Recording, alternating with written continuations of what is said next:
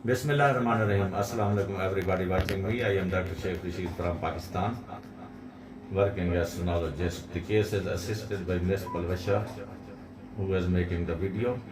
I am highly thankful to her. Here we see this is the uterus. As you see, this is the cervix body, and this is fundal area, and one black and round thing that is well demarcated hypoechoic structure. This one is the fibroid. In fundal region, this is intramural submucosal fibroid.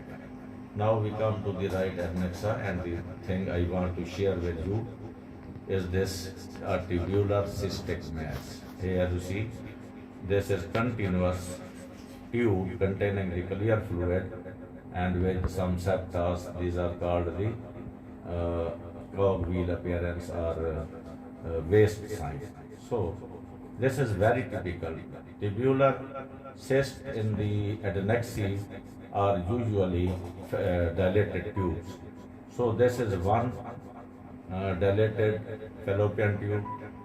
The case is referred to me by Honorable gynecologist, the great gynecologist, the most experienced gynecologist of the town, Dr. Tawsif Zahra, and her husband, Dr. Sajid Gurmani Sahib. So here we see this is a fallopian tube in the right adnexa, and also we can see this is the ovary. This one is the ovary. This is the fallopian tube which is dilated. And now we come to the left adnexa, and here we see